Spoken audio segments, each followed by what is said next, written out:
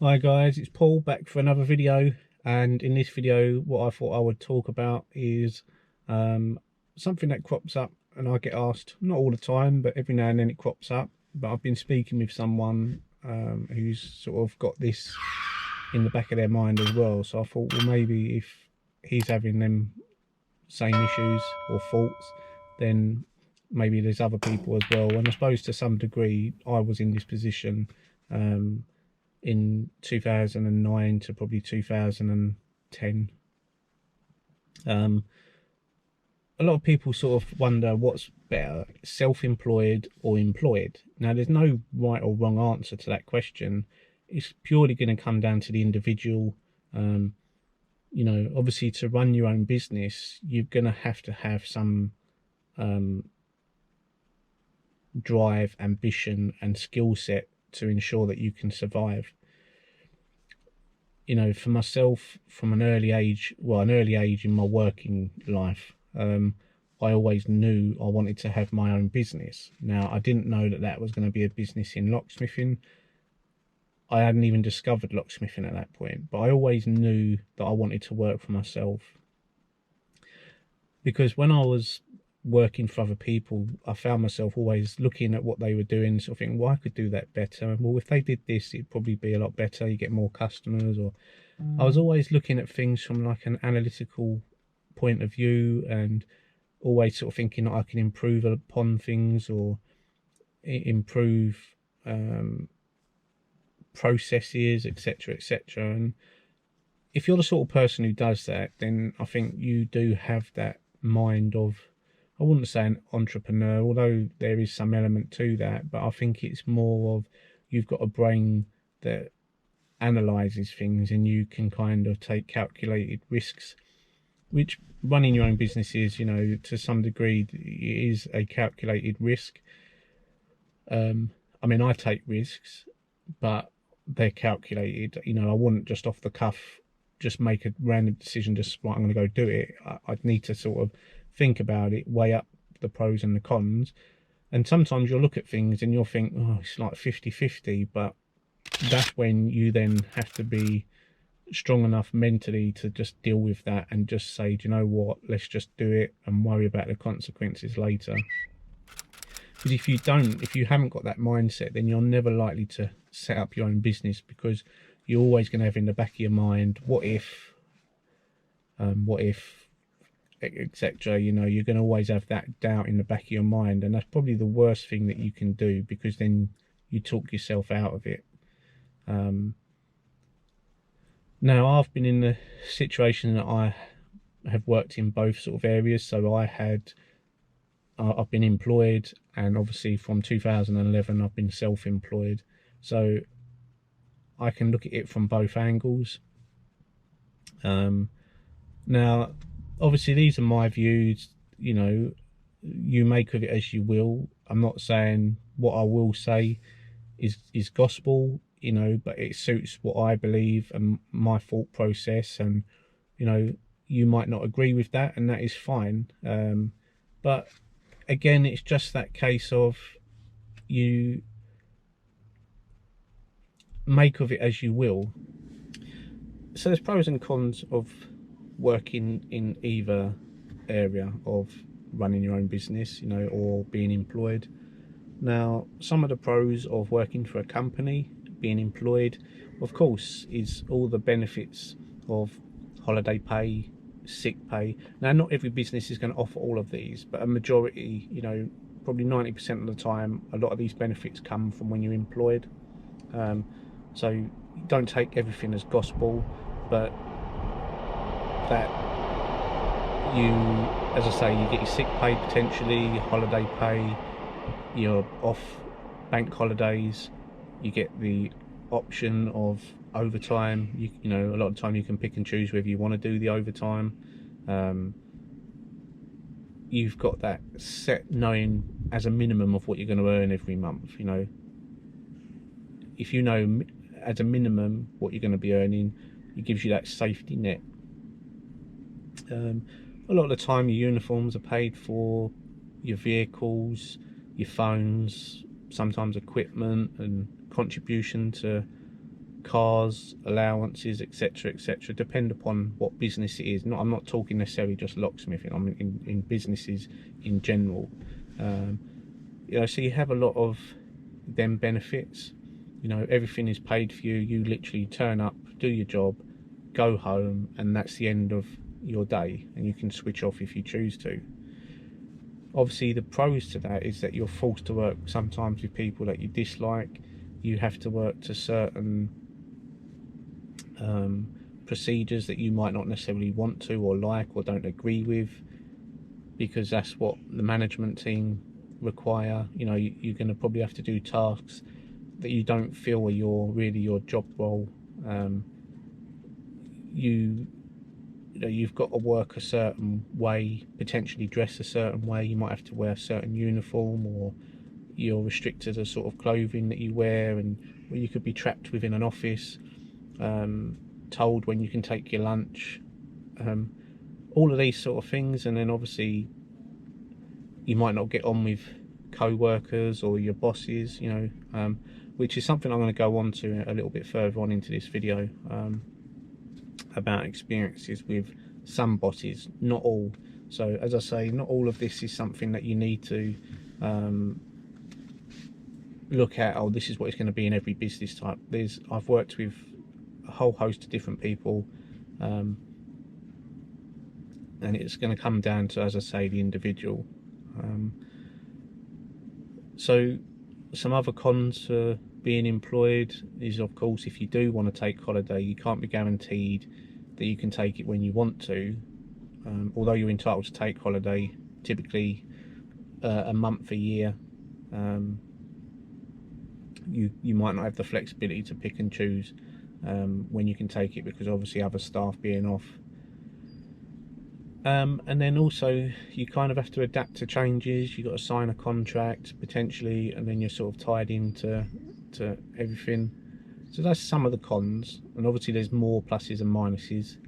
And then the pluses to being self-employed is obviously you're in control of your own destiny. Now, when you first start out, yes, you are in control, but you are going to have to do potentially stuff that you wouldn't want to do. You know, there might be jobs that it's not your favourite type of job, or working for companies that might not pay the best, or anything, but you have to learn to adapt and accept them sort of things, purely because in order for you to survive, you're going to have to always do things that you don't really want to do, and work for people that you don't really want to work for. Or, you know, a lot of the time people have this misconception: when it's your business, you say yes, no to everything, it's your choice, and that you can afford to just pick and choose and be picky. And you can, but if you're too picky at the beginning, then you're probably going to burn some bridges and not going to survive, or you're going to make it so much harder for yourself.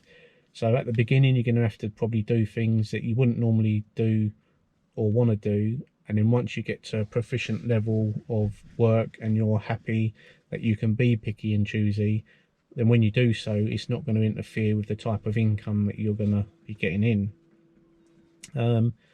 So yes, it's, you know, it is the freedom to pick and choose, but typically that's going to come later on down the line.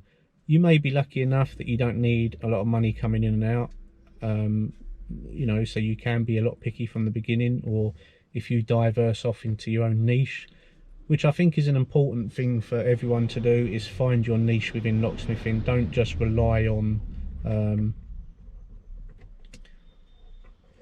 that, you know, you're going to survive on doing everything, because you can, but you can survive also on just certain niches, you know, areas that other people don't like doing. You can then charge a bit more of a premium for that, and then obviously won't have to do as many jobs to make the same amount of money. So you can pick and choose your staff if you choose to take people on.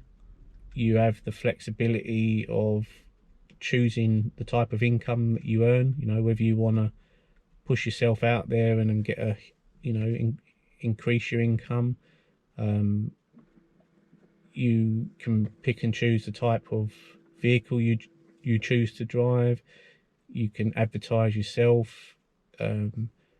You know, you've got all of these benefits when you work for yourself, and I always think that the pros for working for yourself outweigh the cons, whatever way you look at it. You know, it's you've got that more control. You can pick and choose the days you want to work. Now, that again, at the beginning, you're probably going to have to work 7 days a week if you want to survive and, you know, get money in.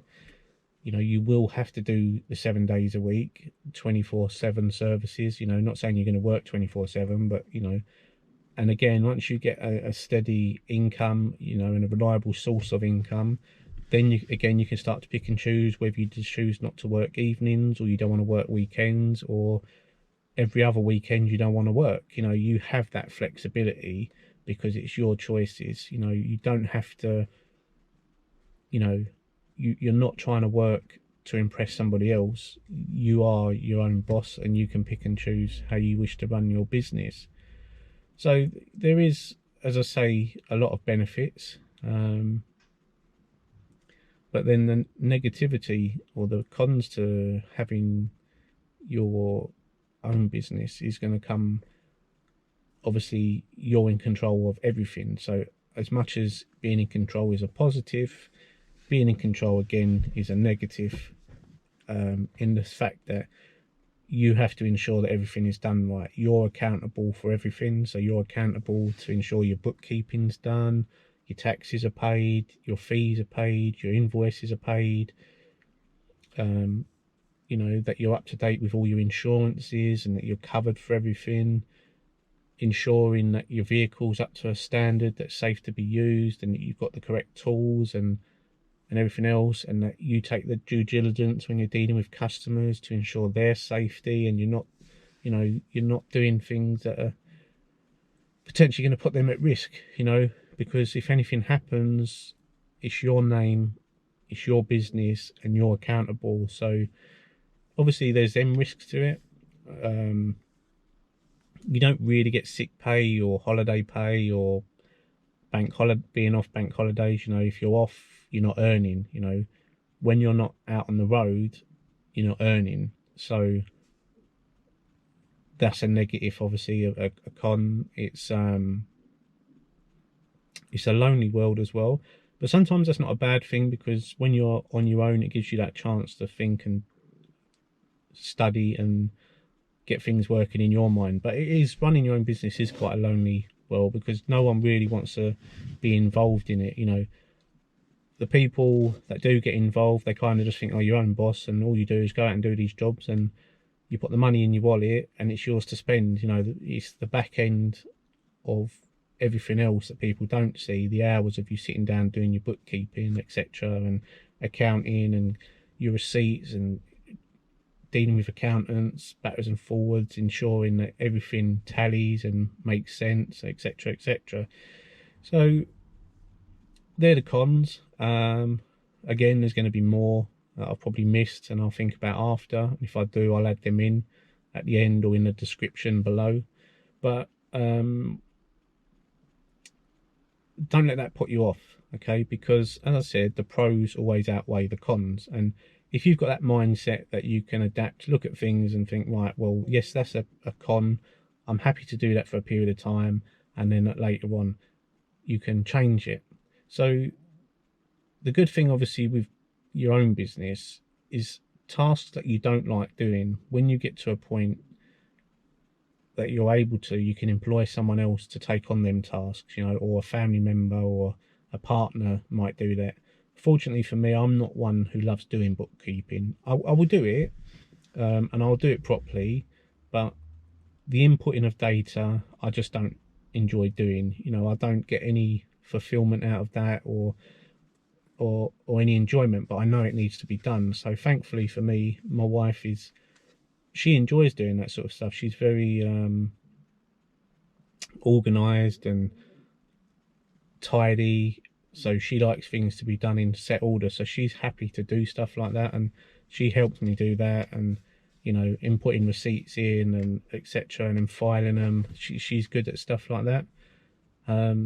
So from that point of view, when you've got the flexibility, you can give them tasks to other people, and then you can just concentrate on the areas that you want to, and you only have to visit the areas that you don't like to. One, to just run your eye over and make sure everything's being done, but you can kind of sort of step away from that. And again, with experience, you know, your first couple of years, you dread it. You say, oh, is it right? Is it? But as you get more and more into it, and the further down the line you get, the more confident you get, and you know, the tasks are not as bad. You sort of think about, oh, I've done it, I know what I'm doing now, so I'm more and more confident, and new softwares come out, etc, etc. So obviously the mobile phone allows you to take a picture of a receipt, upload it to your software, and that's it. You know, the software takes all of the information from that photo, so you're not necessarily there inputting data.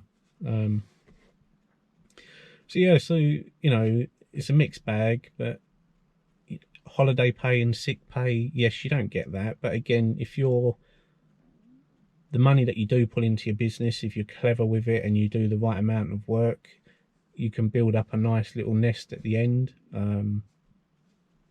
you know, and have enough money there should you need to, you know, to cover when you're off, etc. And then the other thing is, obviously, you might have other people that you can pass that work on to. So you might not be able to, you might want to go away for 2 weeks and you're worried about, well, who's going to cover my work. If you make friends who also do the same thing, and you get on with your local locksmith, you know, or local competitor, or someone that you trust, I'm sure that you can come to an arrangement where they can cover the work that you're not going to be able to do, and you take, you know, a cut of the attendance fee, you know, not the stock. I'm a believer that if they're supplying the stock, you're not going to take a cut of that or a percentage. I think that's greedy. You know, if someone's going to go do a job, and I'd say typically I would quote, let's just say £75, and I say to them 70/30, I don't really feel that, you know, if that's including a lock, so let's just say a rim cylinder, I don't feel that I should split that 70/30, because I've not supplied the material. But if they want to just say, you know, I put £15 aside for you, or 20 quid out of that, and they're happy that they've made enough to cover their time and effort and their materials, then I think that's fair. Or you just work out a set price, so an attendance fee, whether that's 50 quid, 60 quid, 65, 70, whatever you have as an attendance fee, you work out a cut on the attendance fee. And then the material side of thing, that's up to them, you know, what they charge the customer and everything. That's how I would do it. So yes, you know, there is ways and means of doing it. You could still be earning an income. All right, it's not going to be as great if you were doing it yourself, but I'd rather have a percentage of something than a percentage of nothing. So there is ways and means around it. You know, there's ways to cover it. And also, if you build up a network of other locksmiths, again, that you can trust and rely on, when you're out and about on a job, if you need a hand, you can always call, or you get caught short with some stock, and you've got a network that you can go and sort of between yourselves, swap, borrow, replace. You're going to massively help yourself. So it's not really that hard. It's just taking them initial steps to just getting into wanting to do it. And of course, you get days. I mean, I've been trading since 2011, January 2011, and you have your up and down days with working for yourself. Of course, you have, you know, days where you do think, why did I get involved in this? But then you can have a whole week of it being absolutely fine. You know, currently, depending upon when you watch this, we're going through the Corona, COVID lockdown thing. Well, we're coming out the end of it. We're now into July the 23rd. But obviously since March, a lot of the places have been locked down and tied. So it hasn't been that great there, of course. But being the sort of trade that I'm in, you're still classed as, you were classed as a key worker. So you was able to go and work.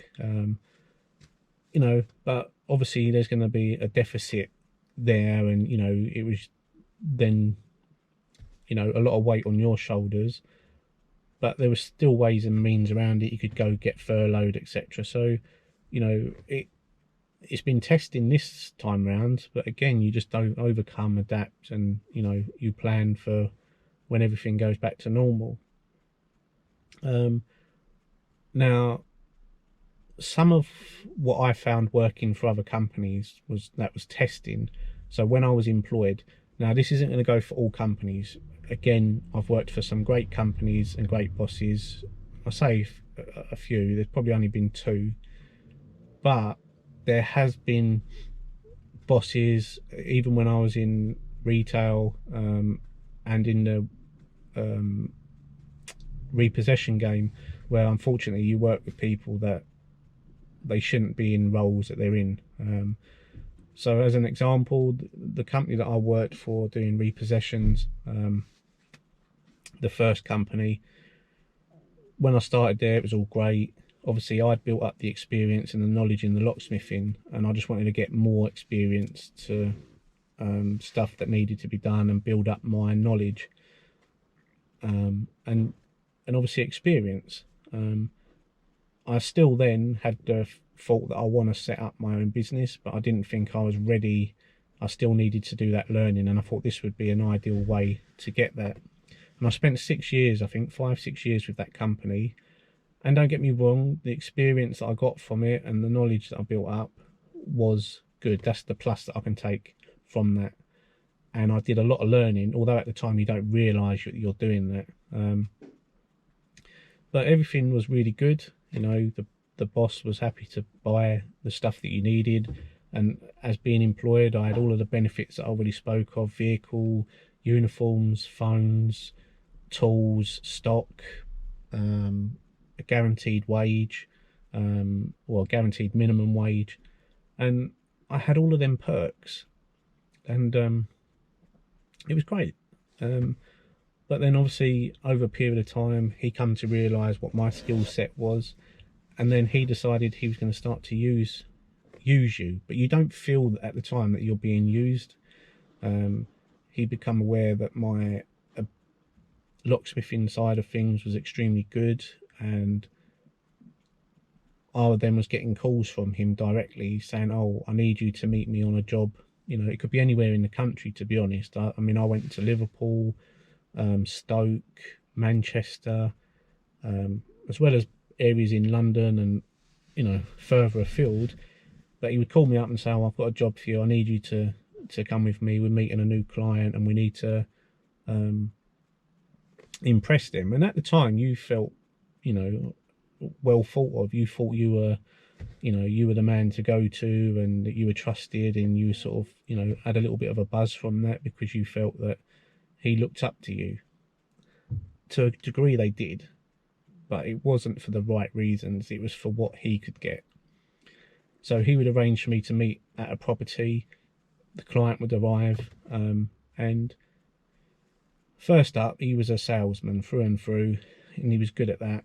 You know, I could never knock him for that. But what he would do would be, when he's talking to the client, we, us, together, team, all them sort of words being bandied about, and oh, I train my guys to be the best that they can be, and we put this in place and we put that in place. And a lot of the time it was guff.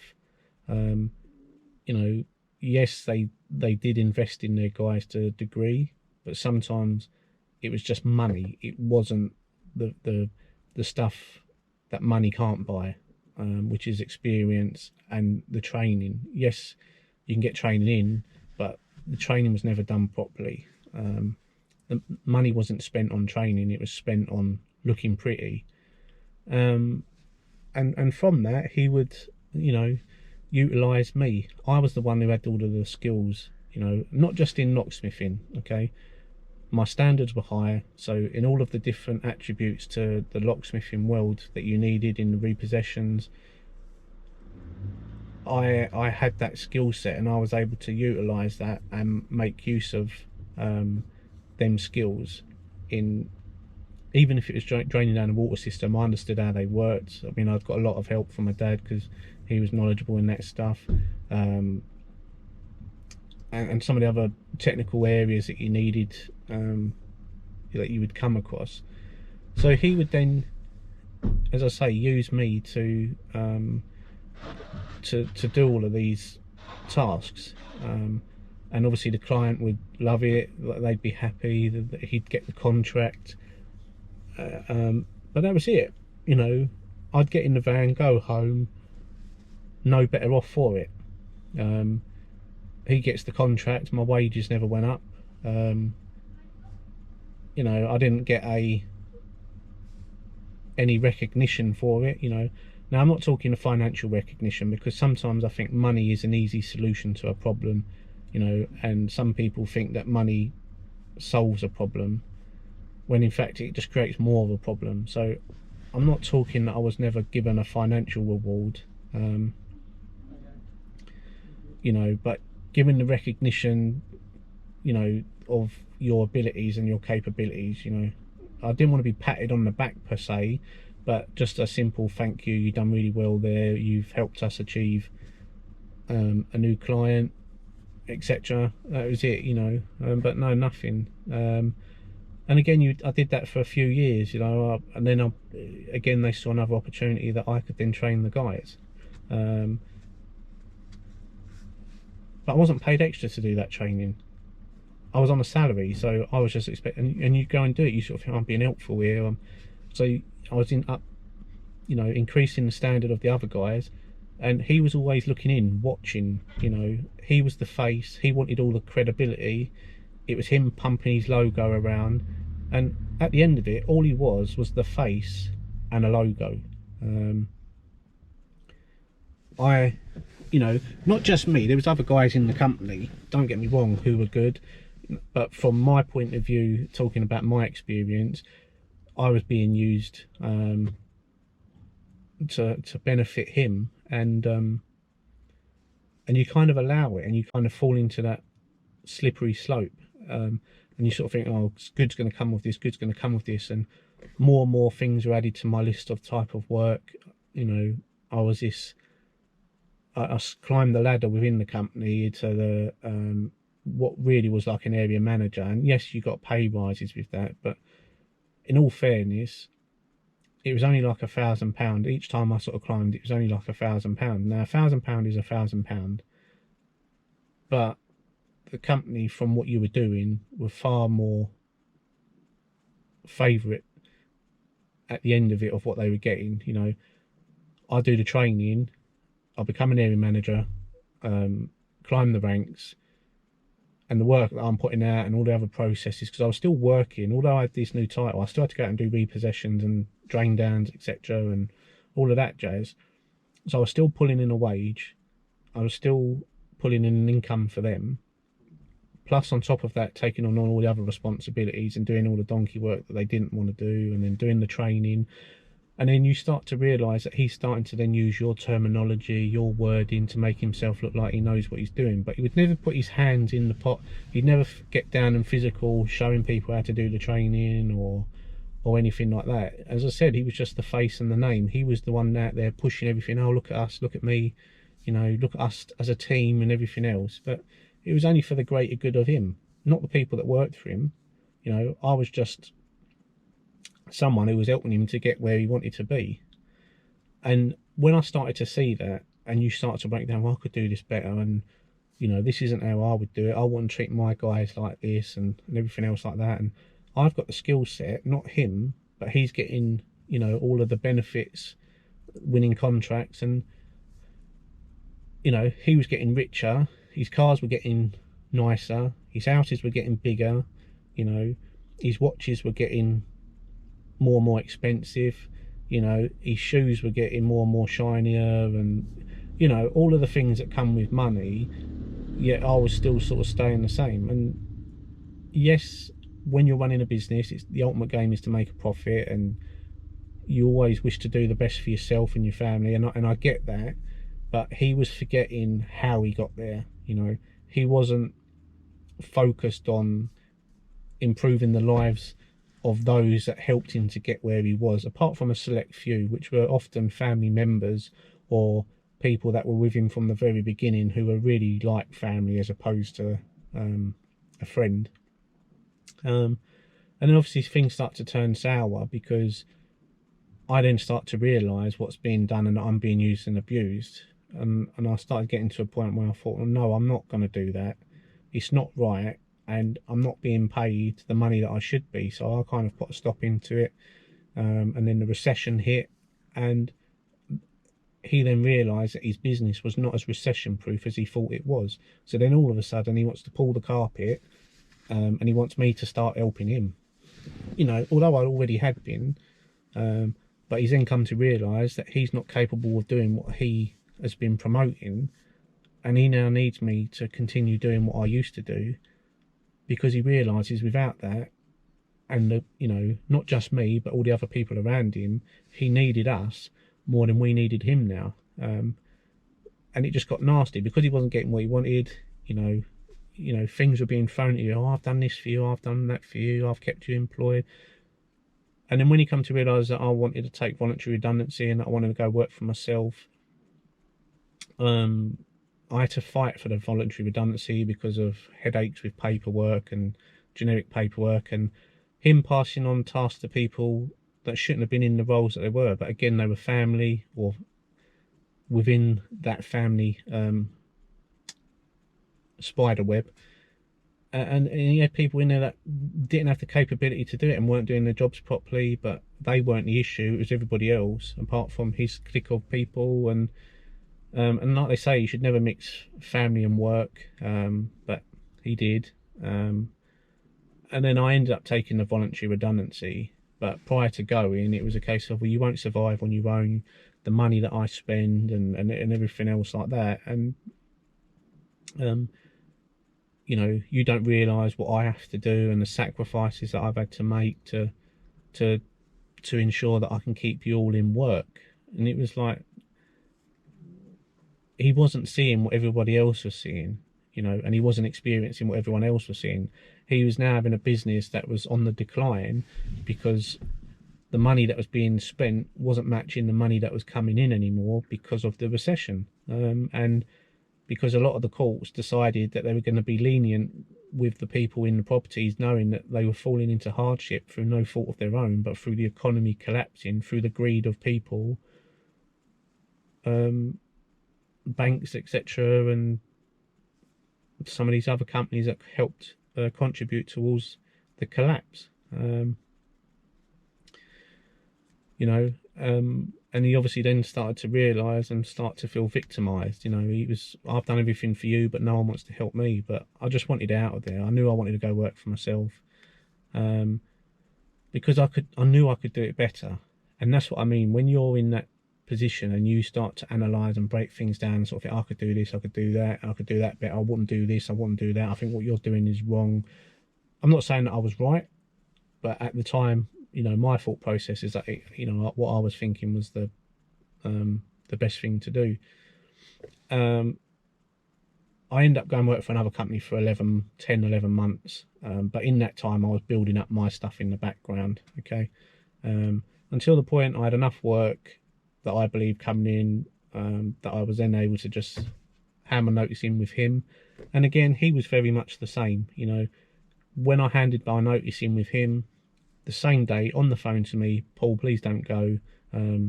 We don't want you to go. He didn't know I was setting up my own business at that moment. He's saying, please don't go. You know, what can I do to keep you? And I was like, well, there's nothing. You know, I want to go. I want to go and set up on my own. And he's like, well, I'll offer you £5,000 extra for you to stay, like as a for your wages, an extra £5,000 a year. And I was like, look, I appreciate that, but it's come a little too late. If you thought I was worth that for the 10-11 months that I was working for you, maybe you should have put me on that at the beginning. Maybe it wouldn't have been enough for me to sort of contemplate going on my own. I said, but you paid me that and you were happy to just leave me to crack on, not communicate with me. You were getting everything out of me that you needed, and you wasn't rewarding me for it, but you now want to reward me because you see that I'm an asset, and now I want to leave, you want to pay for me to stay. I said, it doesn't work like that. So I parted ways with there and set up on my own, and obviously the rest is history. But what I would say is, obviously, if you're working for a company, now there's nothing wrong with that, okay? As I said before, some people have that mindset, you know, and some don't, and that's okay. But when you're working for someone else, all you're doing is building their portfolio, building up their profile.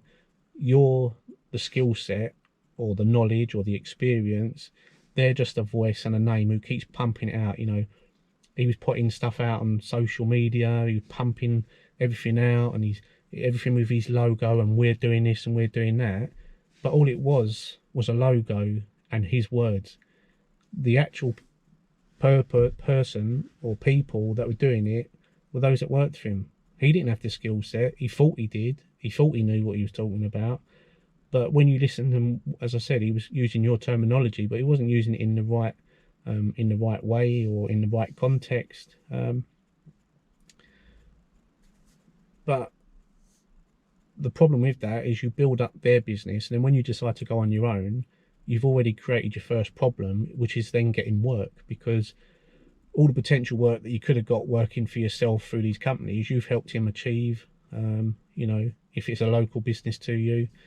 I mean, for the repossession side, that didn't really interfere with me because he was a nationwide company. I was based in London, he was in Blackpool, but he covered nationwide.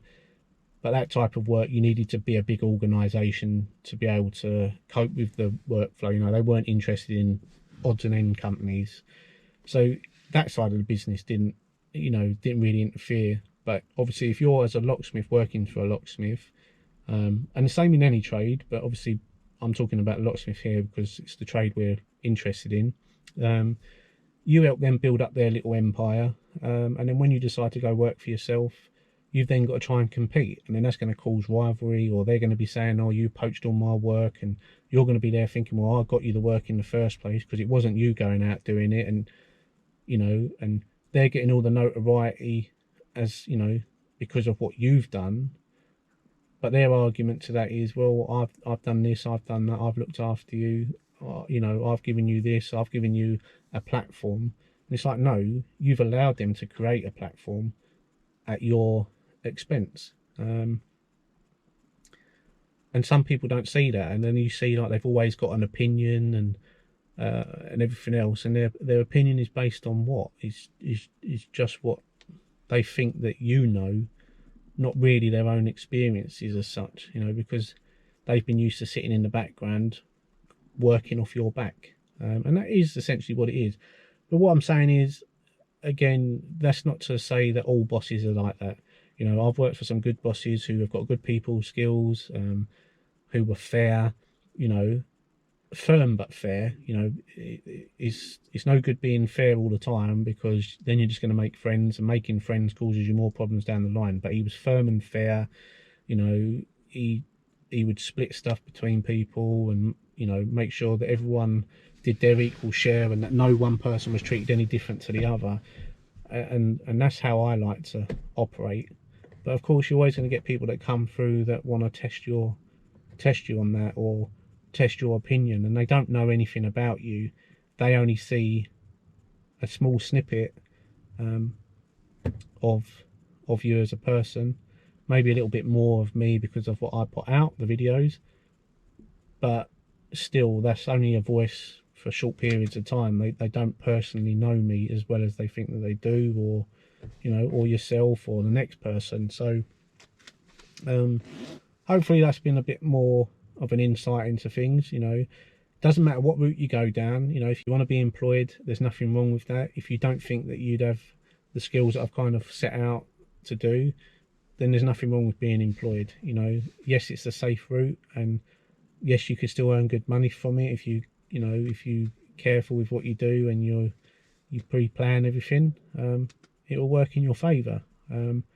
So yes, there's no real right or wrong answer. It's more down to whether you think that you've got the capability and the drive and ambition to want to do it. So hopefully that's helped. Please like, share and subscribe. I noticed that 50% of the people that watch these videos are subscribed, but then there's also 50% of people that do watch that don't subscribe.